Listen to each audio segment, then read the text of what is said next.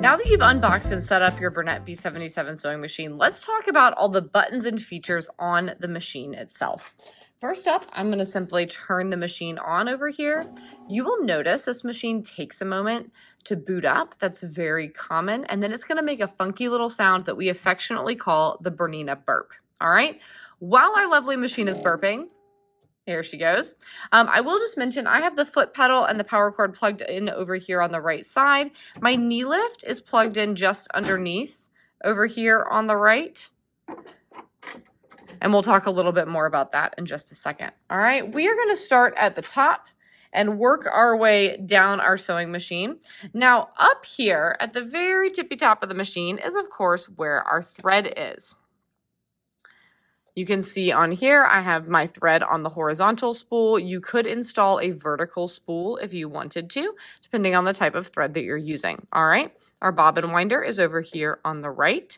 You can see when I click it to engage, it lets me know that I'm in bobbin mode. If I was actually winding a bobbin right now, I would hit this green button to start that bobbin winder spinning. It does not spin with the foot pedal. Just a fun little note.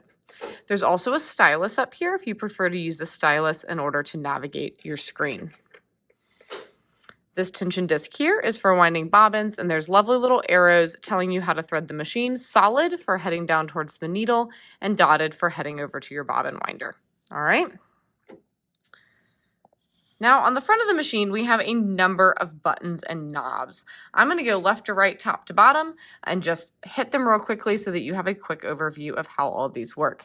This first button is our needle up down. You can see if I hit that needle up down button and the foot is up, it will also raise and lower your presser foot. This is a stay stitch button. It's going to stitch a set number of times in a row in order to lock your stitches. This is instead of doing a back stitch. You can see when I have hit this button that I get a little knot symbol here on my screen, and that lets me know that before I do any stitches that are shown here in my preview, it is going to do that stay stitch. All right. This is my slider for speed. This is the slowest the machine goes. This is the fastest the machine goes. The bernette b77 goes at 1,000 stitches per minute. Green, of course, is for go. In order to sew without using our foot pedal, we could hit this button.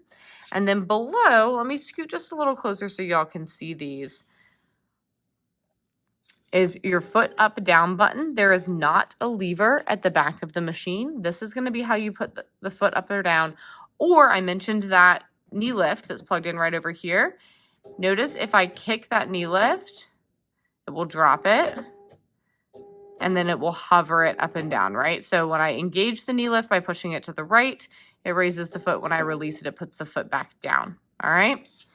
Our thread cutter is represented by the scissors, and then our reverse for doing a back stitch is right here at the very bottom. You have to hold the back stitch down the whole time.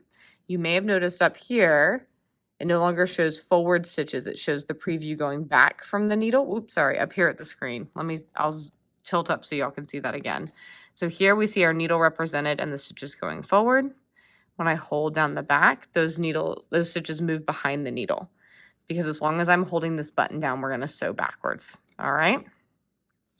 Down here at the very bottom, and I'm going to tilt so that hopefully we can work around this glare a little bit. You will see a lever. There are little triangles below a line and then little triangles above a line. Triangles above a line means my feed dogs are engaged, right? So my feed dogs are right under here to help pull fabric through. If I click that lever to the left, I have to put a little oomph behind it, then my feed dogs have dropped, okay? So if I wanted to do any kind of free motion quilting or anything where I don't want these feed dogs moving my fabric around, I would drop those down to raise them back up. I'm gonna click it to the right and then turn my flywheel on the far right of the machine towards me for one cycle of the needle. Always move your flywheel towards you so that you do not get a tangle down here in your bobbin race. All right, this is where our drop-in bobbin goes, like so. And there are arrows showing the direction for the thread and a handy thread cutter. So when you thread your bobbin, you can cut the excess thread right here. You don't need to bring the thread up. Your machine will do that when you start sewing. All right. Moving over to the right-hand side of our machine, we have a couple of very important knobs. This is going to be your stitch width, and this is your stitch length.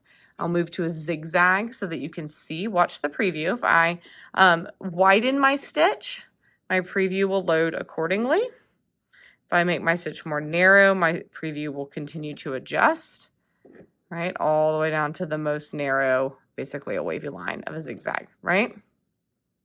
You can see here, the white is indicated by it being at default. The yellow, which you can just barely see, shows that I am not at the default size. What is my default for the zigzag? Me clicking it around and being unsure. Here, oh, I guess it goes to a 2.0. Okay. Then our stitch length, right? Turn it to the right. That stitch is going to get longer, more stretched out as indicated on our preview screen. Bring it back to the left. It is going to get tighter all the way down to nothing, or you can see a very, very tight zigzag there. Finally, this is going to be our needle position. You can scoot the needle to the right. Watch here. Quite a bit, up to 7 little notches shown here on our screen, or back to the left. You can see the needle moving ever so slightly, up to -7 over here on the left, all right? And then, of course, this lovely indicator will go away when we return to center position, so we know when our needle is back in that default center position. Last thing over here on the right, this is the flywheel that I mentioned. Again, always make sure you turn it towards you so you don't get any tangles down in your bobbin race. And that is your quick overview of the buttons and knobs on the front of your B77 sewing machine.